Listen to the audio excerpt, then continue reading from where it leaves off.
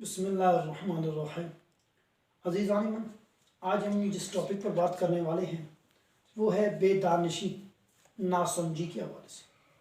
بیشتر حالات میں انسان جو سیکنڈ بیسٹ پر ہوتا ہے اس کا کوشش اور لگن ہمیشہ فرسٹ بیسٹ کی طرف زیادہ رہتا ہے، حالانکہ وہ فرسٹ بیسٹ اس کے لیے ناممکن ہے۔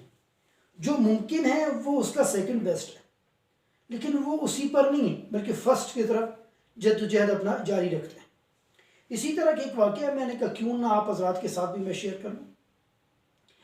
گاؤں کی کسی مسجد میں کوئی مولوی صاحب بچوں کو پڑھاتا تھا، لیکن تھا بہت قابل انسان، بہت ذہین اور فہیم انسان تھا۔ اسی طرح اس کا ایک اور دوست تھا جو شہر میں کسی مدرسے میں وہ ناظم تعلیمات کے عہدے پر فرائض سر انجام دیتے تھے۔ اسی طرح وہ شہر والا جو اس کی دوست، وہ ایک مرتبہ گاؤں کی طرف سفر پہ آئے تو اسی مولوی صاحب کے پاس رہے۔ جب اس مولوی صاحب کے ساتھ اس کا بات چیت چلی تو شہر والے مولوی صاحب کو، جو ناظم صاحب تھا، اس کو اندازہ ہوتا گیا کہ یار یہ بندہ جو گاؤں میں کام کر رہے ہیں یہ ہے بڑا قابل انسان، لیکن بدقسمتی سے وہ گاؤں پر ہیں، کیوں نہ اس کو میں اپنے ساتھ شہر پہ لے جاؤں۔ تو اس نے کیا کیا، اپنے اس دوست سے ریکویسٹ کی کہ جناب آپ گاؤں میں جو کام کر رہے ہو، اگر آپ یہی کام شہر آ کر کے میرے ادارے میں کر لے تو بہتر ہوگی۔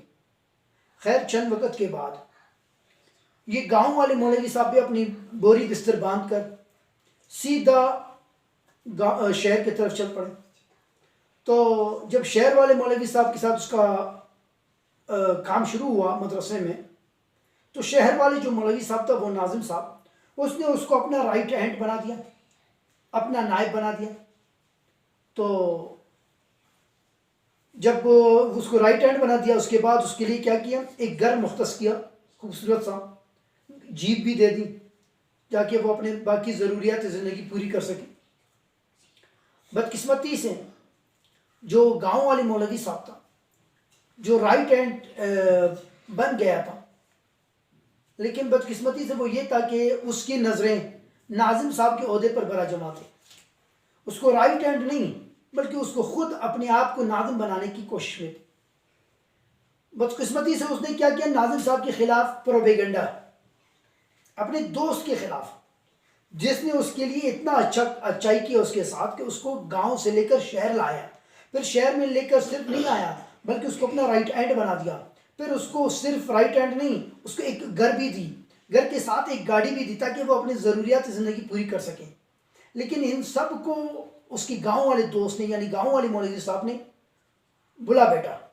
اس نے ناظم صاحب کے عہدے پر نظریں جما دی اور ناظم صاحب کے خلاف اس نے خفیہ پروپیگنڈا شروع کر دی۔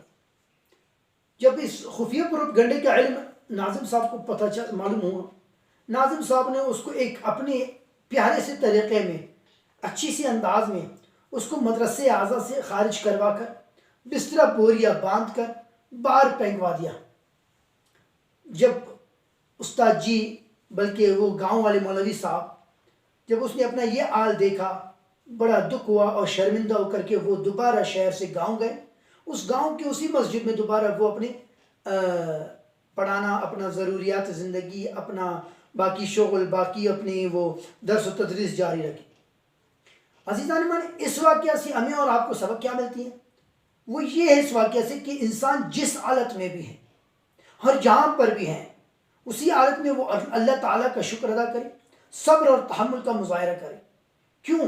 جہاں پر بھی ہو، جیسا بھی ہو، اسی حالت پر آپ خوش رہو گے، اللہ کا شکر ادا کرو گے تو اللہ تعالیٰ دھیرے دھیرے آپ کے مقام کو اونچا در اونچا کرتا جائے گا۔ اگر آپ ناشکری کرتے رہو گے، ایسا ہی کرو گے جو آپ کے لیے زیب نہیں دیتا، جیسا کہ مولوی صاحب نے کی، اس مولوی صاحب نے مثال کے طور پر اس کا جو ممکن تھا اس کے لیے سیکنڈ بیسٹ کو وہ اپنے لیے بہتر نہ سمجھا بلکہ فرسٹ بیسٹ اس کے لیے ناممکن تھا، جو وہ ناممکن کو حاصل کرنے کے لیے ممکن سے بھی ہاتھ دو بیٹھے، ناممکن تو ویسے ہی نہ ملا۔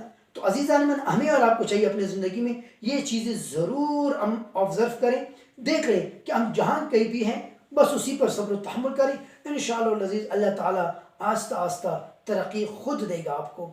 والسلام۔